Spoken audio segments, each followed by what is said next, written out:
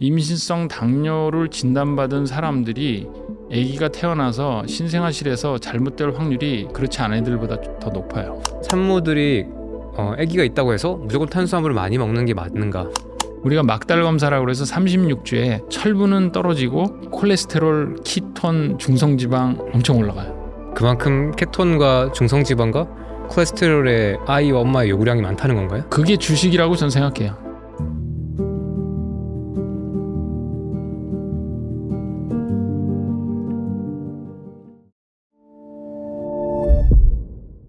또 임신성 당뇨에 대한 걱정도 많으시더라고요. 맞아요.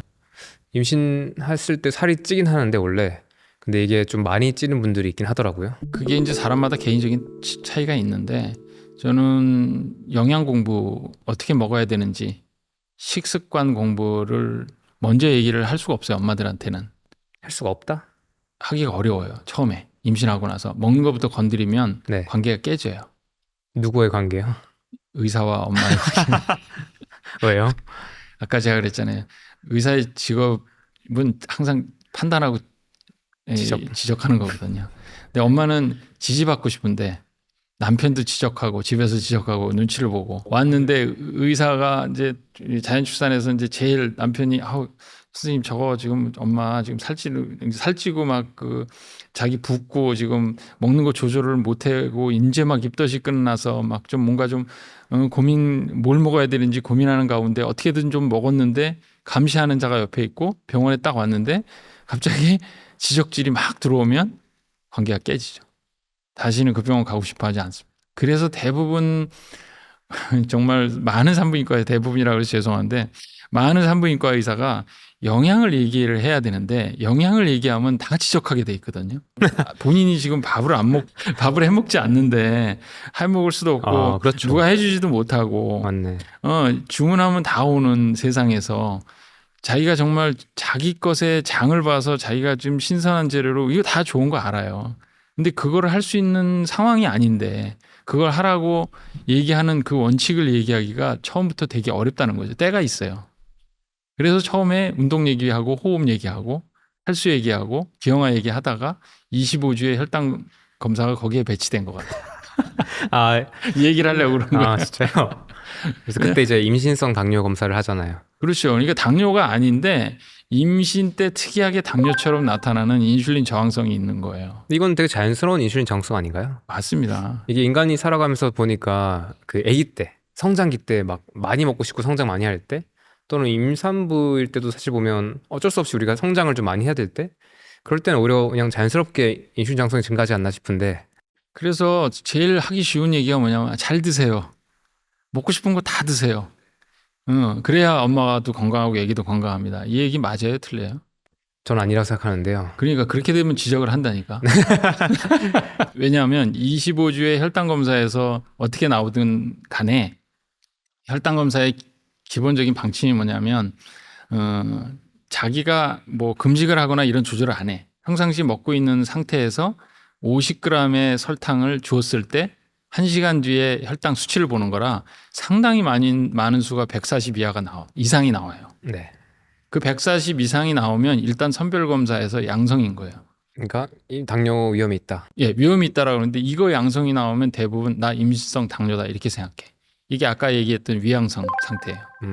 문제가 아니라고 보시는 거죠? 문제가 아닌데 네. 문제라고 인식하는 거예요. 왜냐하면 자기가 그동안 했던 그 안 좋게 당을 올릴 수 있다라는 기본적인 지식에 있는 모든 기억들이 다 떠올라. 내가 잘못 먹은 것들? 죄책감. 잘못 먹고. 근데 안 먹을 수는 없는데 더 좋은 걸 먹을 수 있는 건 아는데 안 되는 사람들. 이런 사람들한테 사실은 상담을 굉장히 잘해야 돼요. 그리고 그래서 이 140g이 일단 선별검사라는 걸 아셔야 돼. 의학에는 선별검사가 굉장히 많아요. 140mg. 100mg, 140mg per 데시리터. 네. 그러니까 혈액 1데시리터에 140의 당분이 있는 상태는 일단 상당히 많은 사람이 나오는데 그 중에 일부가 정말 임신성 당뇨와 같은 인슐린 저항성이 있는 거예요. 그러니까 그 다음 검사하는 과정이 어떤 방식으로 가야 되냐면 그 다음 진단은 뭐냐면 금식을 하고 시작하는 거예요. 그 다음에는 금식을 하고 공복 혈당을 측정하고 그 다음에 식후 2시간을 측정하는 게 원래 당뇨 검사의 방법이잖아요. 헤모글로빈 A1C, 당화혈색소 측정하고 그 다음에 인슐린 공복 인슐린 저는 이제 2시간 이후에 인슐린 이렇게 측정하거나 3시간 이후에 인슐린도 측정하거나 이런 식으로 관리하거든요. 그러니까 그래프를 그려서 이 추이를 보고 기준들이 있어요. 예를 들어 75g이면 그게 183 밀리그램, 그 다음에 2시간에 153 밀리그램 이하면 이제 임시성 당뇨는 아닌데 그러니까 그 공복에 마시는 이제 글루코스 포도당의 양을 기준으로 75g으로 시간 올리는 지났을 거예요. 때 올렸을 때 시간 지나서 어떻게 반응하는지를 보고 네, 인슐린 저항성 상태를 파악한다. 그렇죠. 네. 그 다음에 3시간 넘어서까지 보는 건 100g을 먹었을 때. 네. 그래서 100g을 먹고 하는 데가 있고 저희처럼 이제 75g만 하고 하는 데가 있고 왜냐하면 100g이 더 진단율이 높다 그러는데 유럽 쪽에서는 75g을 가지고 2시간만 측정하거든요. 그러니까 식후에 1시간, 2시간, 3시간을 다 혈당이 떨어지는 걸 보는 거예요. 근데 진단은 그중에 하나만 높아도 임시성 당뇨예요. 네. 그러니까 사람마다 이게 인슐린을 처리하는 능력이 다 다른 게 본인이 먹는 거하고만 관계된 게 아니거든요. 그렇죠. 아이가 갖고 있는 특성도 있고 아. 아이가 맞는 태반 호르몬이 대부분 인슐린 라이크 그로스 호르몬들이에요. IGF. 네. 그러니까 태반 호르몬에 대해서 지금 많은 연구가 돼 있지만 태반이라는 게 자궁이라는 게 아기를 하나를 사람을 만들어내는 엄마가 먹은 물질로 자기들 정자 난자의 두 염색체 세포가 붙어가지고 인간의 고유한 46개 염색체가 그냥 계속 체세포 분열을 하면서 이게 성장을 하는 거고 기관을 형성하는 거잖아요. 엄청난 합성과 성장. 거의 크리에이션이죠. 네. 창조가 그렇죠. 일어나는 거죠. 그 그래서 과정에서 어쩔 수 없이 이런 성장 인자들, 인슐린과 그렇죠. 이런 IGF 같은 것들이 필요하다는 거죠. 맞습니다. 근데 환경에 따라서 그 엄마의 어떤 유전적인 특성도 영향은 있지만 후성 유전학적 특성, 그 엄마의 식생활과 지금 무슨 일을 하고 있나, 어떤 자세로 살았나, 나이가 얼마인가, 고관절의 어떤 이 가동성이나 골반 관절의 가동성이 얼마가 있느냐, 이런 여러 가지 변수들을 감안해서 그 사람한테 맞춤형의 식습관, 운동 습관을 처방을 해야 되는데 이게 쉽지가 않은 거예요. 그렇죠. 쉽지 않죠. 그럼 원장님께서 병원에서는 혹시나 임신성 당뇨가 명확하고 조금 이제 정도가 심할 때 그런 산모나 그런 가족한테는 어떤 처방을 주시나요? 일단 첫 번째는요. 처방을 내리기 전에 진단에 대한 내용을 먼저 설명을 해줍니다. 어떤 것들이요? 지금 여기서 얘기한 것들에 네. 대한 상당수를 먼저 얘기해줘요.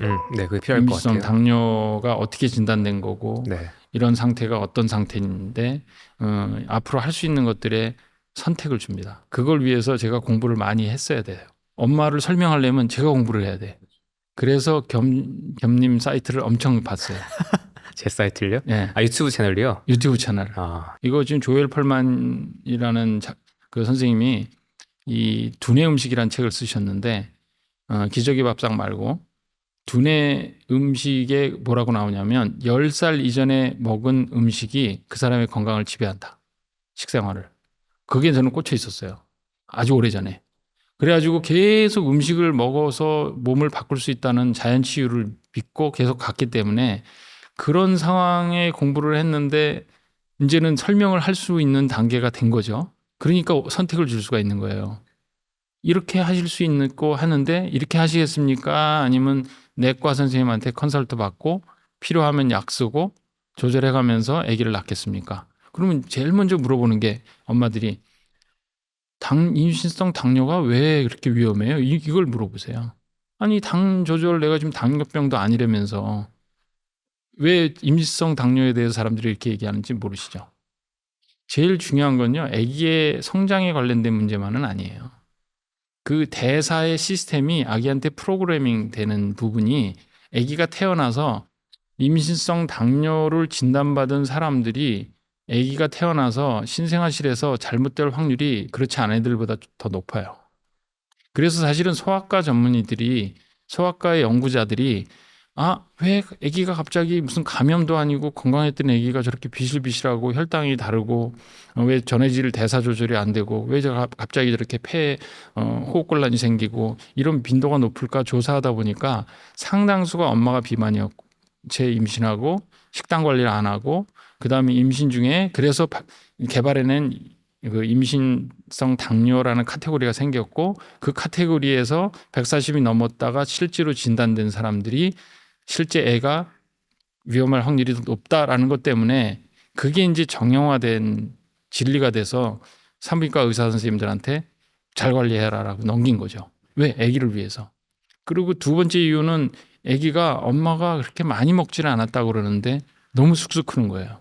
근데 여기에는 사실은 유전적 요인이 후성 유전학의 개념에 좀 약간 벗어나는 지역이 임신 중이거든요.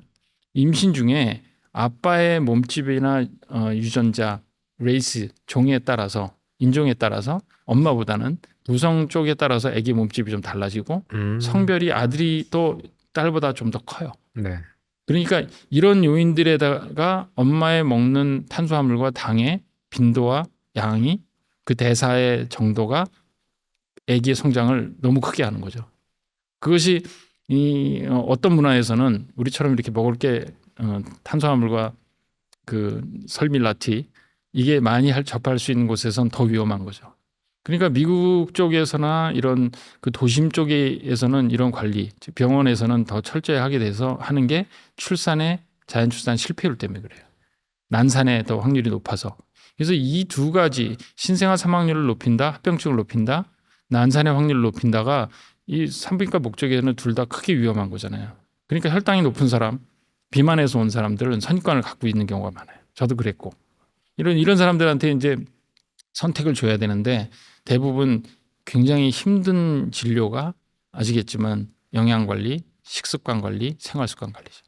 그러니까 이거를 선택을 해주는 게 저는 되게 중요한 것 같아요. 그러니까 이거를 선택할 수 있는 기회를 주기 위한 능력과 시스템을 만들기 위해서 병원 전체의 직원들한테 이 개념을 심어줘야 돼. 근데 너무 감사한 게 겸님 유튜브 나온 다음에 다 거기 보라고 그랬잖아. 왜냐하면 저가 했던 얘기들하고 너무 일치하니까. 어떤 얘기 하셨어요? 원래는? 원래요? 네. 지금 겸님이 하셨던 생각했던 그 알고리즘 한번 꼽아줄 수 있어요? 어떤 것들이 현장에서 생각하셨던 것과 일치하는지요? 그러니까 우리가 알고 있는 비만에 대한 잘못된 지식, 그 다음에 의사들이 갖고 있는 비만과 당뇨, 그 다음에 인슐린 저항성, 우리가 먹는 것에 대해서 의사들이 평가하고 병원에서 평가하고 약 주고 이런 부분들을 하고 이런 게 병이다.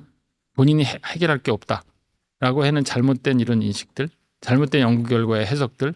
그래서 사람들이 비만을 해결하기 위한 여러 가지 다른 방법들과 약물을 사용하는 이런 길을 가지 않는 길이잖아요. 네. 내가 내 몸은 내가 스스로 관리하고 더 건강하게 만들 수 있다는 믿음. 그다음에 그게 먹는 것이 중요하고 식습관, 먹는 방법이 중요하고 그다음에 생활 습관, 수면 습관 이런 부분 중요하다. 스타일리스트 그 MEPP 스타일스 다이어트. 스타일리스트 다이어트. 저는 전적으로 동의하거든요. 나쁜 거 먹지 말고 먹는 시간들 타이밍 결정해라. 그러면 한번 그 스타일스 맵 다이어트 방법들이 산모들한테도 적용이 괜찮다고 생각하시는 거잖아요. 네. 괜찮은 정도가 아니라 저는 이상적인 기준이라고 생각해요. 그러세요? 좋은 거 먹으라고 하는 게 맞는 거잖아요. 아까 잘 먹어야 돼, 좋은 거 먹어야 돼 하는 게 맞잖아요.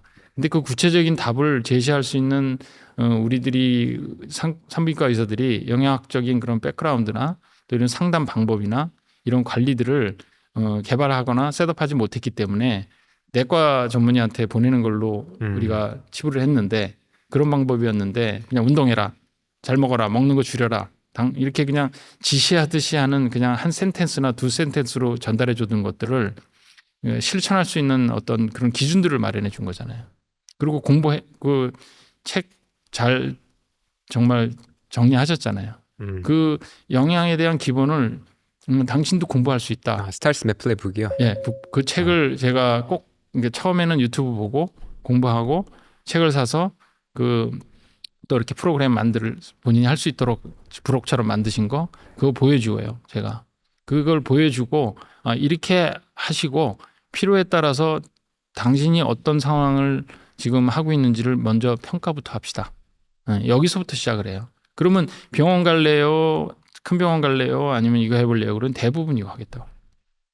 그리고 해서 오면 그 다음에 이제 그 다음부터 다음에 몇 번은 이런 상담이 되죠. 예후가 어떤가요? 저는 이거 시작하고 이거를 사전에 미리 좀 이런 지혜를 주고 조산사들이 미리 이거를 알려주고 원장님한테 들어가면 이런 얘기 할 거예요. 먹는 거 건드릴 거예요. 이런 얘기하고 하면서 한 번도 임시성 당뇨를 대학병원에 보낸 적이 없어요. 아 진짜요? 네. 그리고 임시성 당뇨 때문에 출산이나 아기가 안 좋아서 다른 이유 때문에 뭐 수술하거나 아기를 전원하면 했지 임시성 당뇨 하나 이유만으로 보내야 될 이유가 없다고 믿는 사람이에요. 지금은 관리를 한다면. 그리고 정말 진정한 당뇨병이 있는 사람들을 그중에 아주 적은 빈도로 숨어 있는 사람을 찾아내는 거. 이걸 하기 위해서는 그 사람하고 끊임없는 향후 관리를 함께 해야 돼요. 그래서 저는 힘들지만 저한테도 도움이 되고 엄청난 성취감을 느껴요. 엄마들이. 왜냐면 자기가 한 거니까. 그렇죠. 사실 보시는 분들이 식단에 관심이 많잖아요. 그런데 어차피 뭐 제가 제안하는 스타일스맵 다이어트에서 뭐 잠자는 거에 대한 이야기는 너무 공통일 것 같고요. 운동은 약간 논란이 있을 수 있을 것 같은데 약간만 뒤로 빼고 결국 식단이 이제 중요한 이야기가 될 것 같은데 이 지금 산모들의 식단에서 논란이 되는 부분이 있습니다. 그게 고민되는 부분이 전통적인 영양학도 그렇고 산모들의 영양학에서도 보통 탄수화물을 이렇게 많이 먹는 게 제한이 되고 있잖아요. 요즘은 좀 트렌드가 어떻게인지 모르겠지만 저는 이 부분이 여전히 제가 공부하는 쪽에서는 조금 안 맞다는 생각이 들어요. 그러니까 과연 산모들이 아기가 있다고 해서 무조건 탄수화물을 많이 먹는 게 맞는가? 또는 어떤 물질들을 조심해야 되는가에 대해서 전통 영양학의 관점보다 저는 조금 더 보수적으로 보는 것 같아요. 여기에 대해서 어떻게 보세요? 뭐 늘 제가 피해가는 얘기는 개인마다 다르다. 네. 인데 일단 크게 분류해 보면 비만 문제 때문에 고민을 하다가 임신한 사람들하고 그러니까 영양에 대한 기준이 안 잡혀 있고 이런 공부와 노력들을 했던 지혜가 없는 사람과 이 지혜가 있는 사람으로 좀 분류를 좀 할 필요가 있을 것 같아요. 그러니까 식단에 대해서 조금 노력을 해보신 분들과 네. 아직 거기에 대한 이해나 노력이 없었던 분들 네, 네. 이 차이가 좀 있을 수 있다. 그렇죠. 그러니까 탄수화물과 당의 차이를 아는 분들 그 다음에 음식에 들어가 있는 영양소가 적어도 3대 영양소가 분포가 어떤 음식이 어떻게 돼 있다는 기본은 좀 아는 분들 그 다음에 첨가제와 그 나쁜 기름과 좋은 기름을 구별할 수 있는 분들 나쁜 기름 좋은 기름 이야기는 또 이렇게 들으니까 신박하네요. 매일 하시는 얘기잖아요. 네. 설밀라티에서 가장 기본적인 거니까. 저는 설밀나티 중에서 그 나쁜 기름과 튀김 이슈가 가장 치명적이라고 생각해요. 네, 근데 그거를 다 돼지고기, 소고기가 나쁜 기름이라고 그렇게 그냥 뭉뚱그려서 생각하는 신화가 있잖아요. 그런 잘못된 믿음이 결국은 좋은 기름을 못 먹고 더 나쁜 기름을 계속 먹게 되는. 그렇죠. 네, 왜냐하면 그런 동물성 기름을 피하니까. 맞아요. 그러니까 우리 동물성 기름 이게 맥락이란 게 그렇잖아요. 동물성 기름 이퀄 콜레스테롤, 고지혈증 이퀄 혈관이 막혀서 뭐 안 좋은 사망. 그리고 대부분의 상담하시는 분들이 그 기본 룰을 또 안 깨시려고 하고 그러다 보니까 지방에 대한 개념이 제일 부족한 게 제일 문제라 좋은 지방을 잘 섭취할 수 있는 환경에 있느냐 없느냐가 일단 저한테는 제일 큰 관건이에요.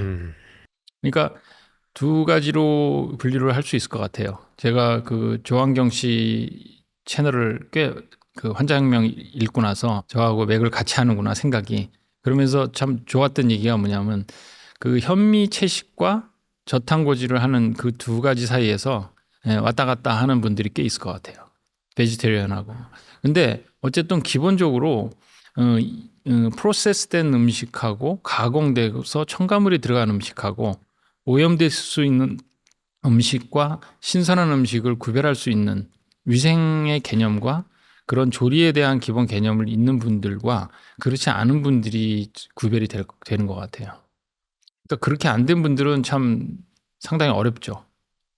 그래서 공부를 시작하라고 하는데 좀 다행스러운 거는 그래도 공부를 하면서 조절을 할 때 대부분 설탕류를 되게 많이 줄이고 튀김류를 많이 줄이세요. 그러세요? 네, 심지어 이제 제일 놀라는 부분이 과일도 중지해야 돼요. 이렇게 생각하시는 분들이 되게 많아요. 예전엔 특히 산모들 과일 많이 먹으라 했잖아요. 지금도 사실은 과일도 잘 먹으면 그 과일이 좋은 사실은 우리의 영양의 소스잖아요. 물론 뭐 과당이 간에서 분해하기 어려운 당 중에 돼 있지만 사실 먹을 게 없는 못 먹는 분들 중에 과일이라도 먹어야 될 분들이 있기는 해요. 그럴 수는 있죠. 그러니까 그런 어떤 특수한 경우들을 제외하고 일반적으로 얘기할 때는 과일도 나쁘다.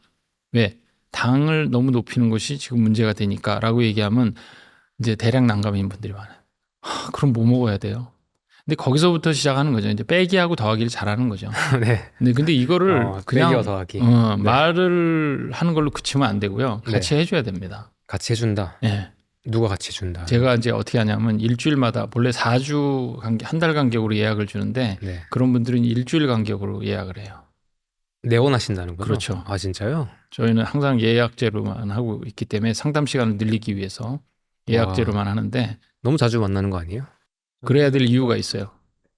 왜냐하면 뭘 먹는지 자각하는지 제가 점검해야 돼요. 아 이제 제가 한번 주변 사람들한테 어떻게 이렇게 원장님은 볼 때마다 그대로예요. 뭐 건강하세요. 그래서 뭐 운동하세요. 그래서 운동도 하지. 아침마다 뭐 스트레칭하고 하는데 시간이 없어요. 근데 원장님처럼 밤에 그렇게 나오고 한 달에 한 10번 이상 깨기도 하고 그런 분이 어떻게 이렇게 되죠?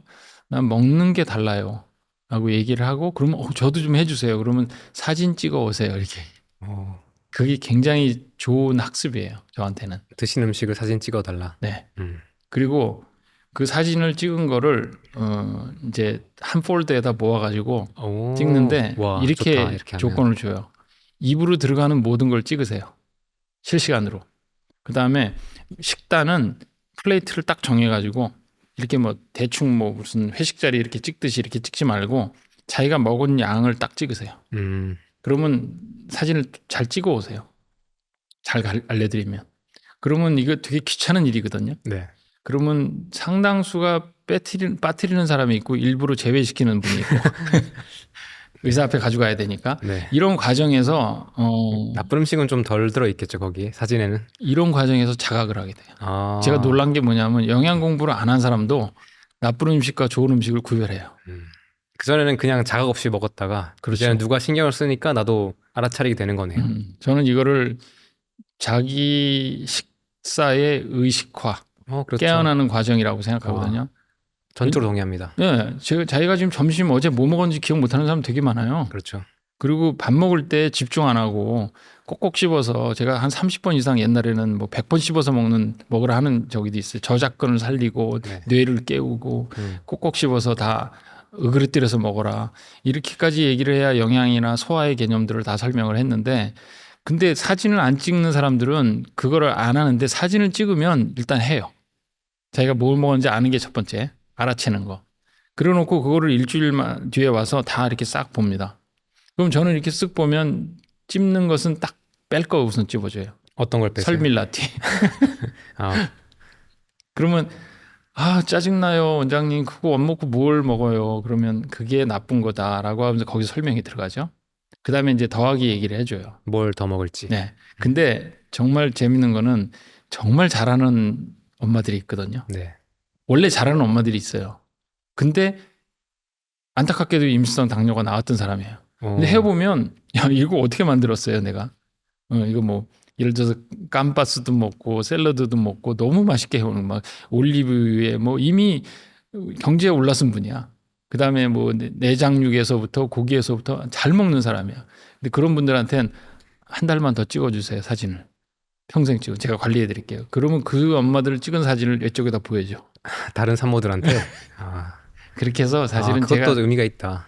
서로 공유하는 것. 그 다음에 두 번째는 출산을 기본적으로 잘할 수 있는 몸과 못하는 몸이 정해져 있지 않아요. 그래요? 네, 그거를 사실은 임신하기 전에는 알 수가 없어요.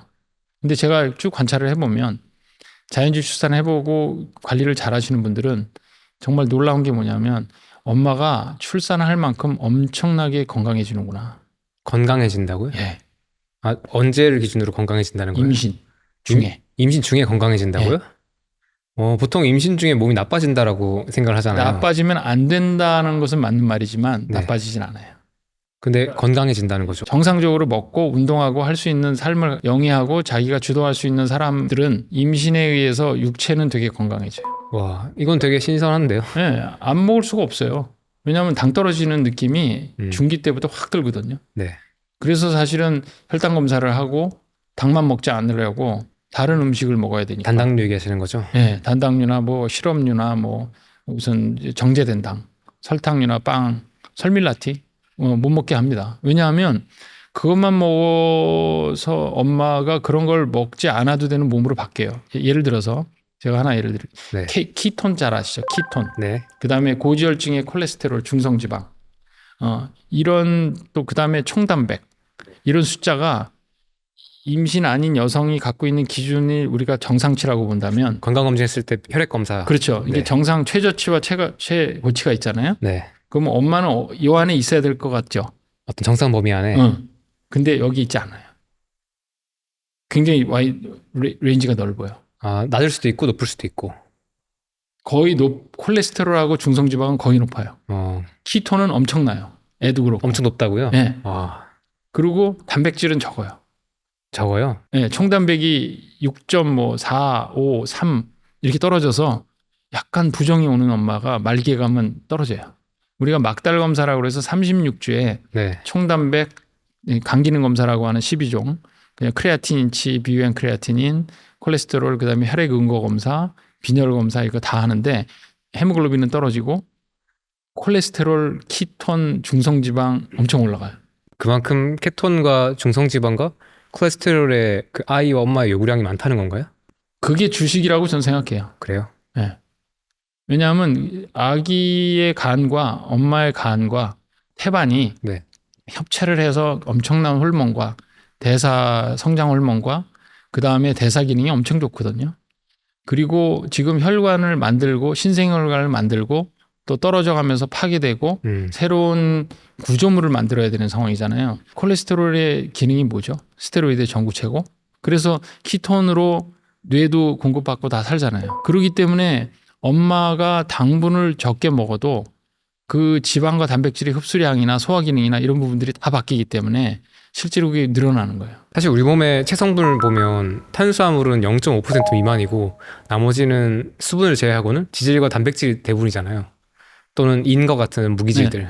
그러니까 이 기간 동안 당연히 이런 단백질과 높아지죠. 지질의 요구량이 높아지는 거겠죠. 그러니까 엄마가 자연에서 얻을 수 있는 음식들을 충분히 다양하게 균형 있게 섭취를 잘 하기만 한다면 네.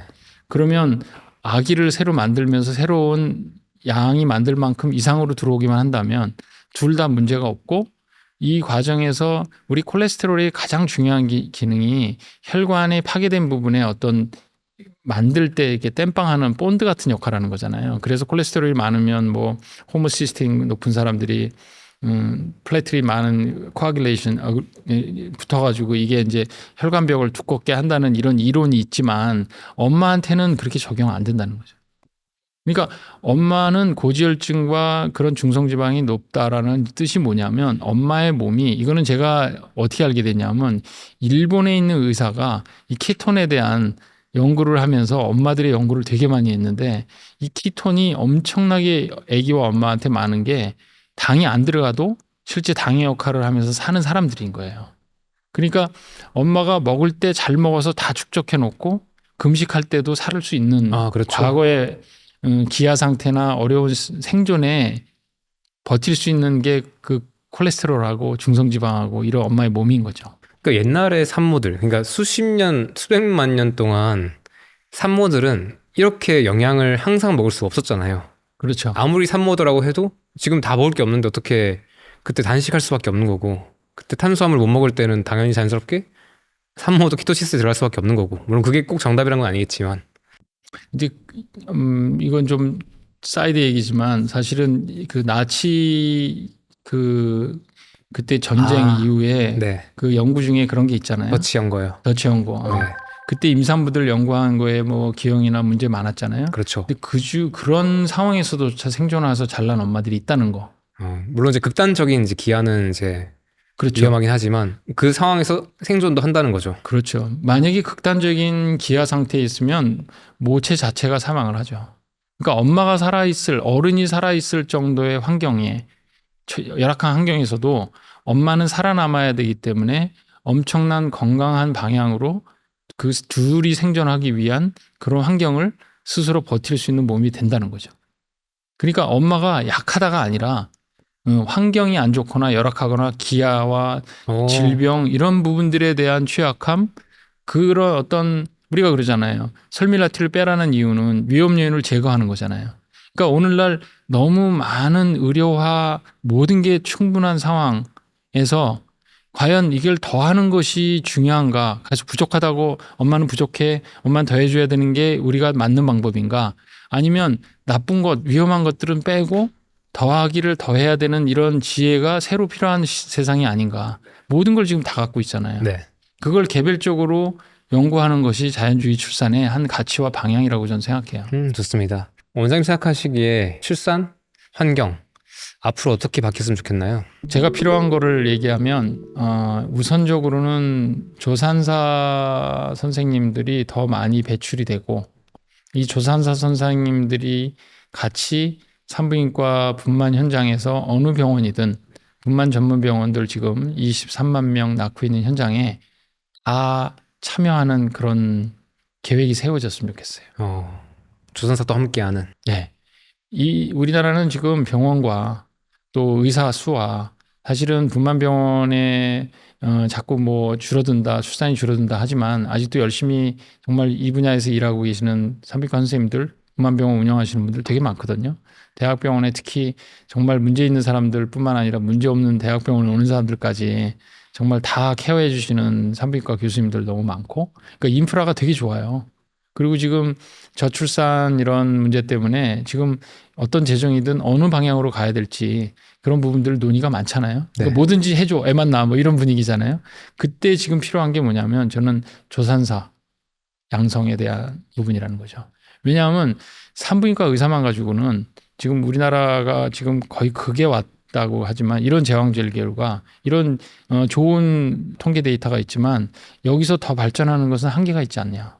근데 엄마들과 지역 중심의 조산사의 제도가 지금 네덜란드나 캐나다나 다른 나라처럼 특히 일본처럼 모든 엄마 출산의 조산사가 다 산후까지 같이 갈 수 있는 이런 인프라가 된다면 엄마들이 아기 날만하다.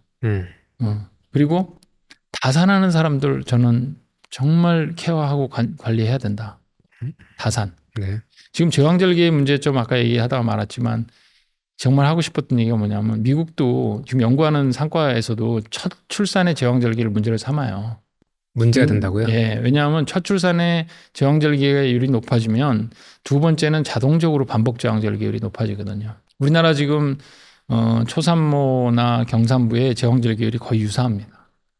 그러니까 23만 명 중에 하나 낳고 출산 경험이 안 좋고 그게 어떻게 낳든 이걸 만족을 해서 다음 낳고 다음 낳는 과정들은 이건 시대의 문제가 아니라 엄마들이 선택할 수 있는 좋은 엄마들의 하나의 삶의 길이 하나 열리는 거거든요. 그러니까 우리가 다 사회에 진출해서 사회의 커리어를 쌓는 엄마들만 있지는 않아요.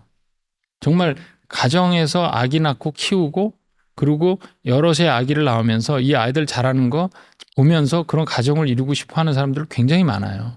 근데 이런 사람들이 첫 아이 때 출산 경험이 어땠느냐, 첫 아이 때 출산을 잘했느냐에 따라서 경산부들은 출산을 굉장히 차이가 납니다.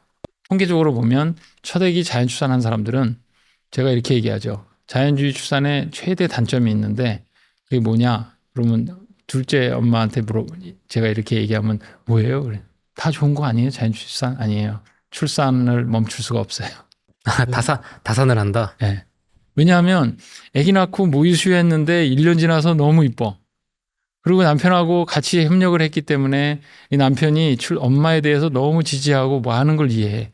본인이 할 수 있는 일은 아니지만 또 애 돌보는 일과 많은 부분들을 서로 나눠서 할 수 있거든요. 그렇죠. 그러고 나서 애착관계가 좋은 부부가 애착관계가 좋은 애들이 또 하나 임신을 한다.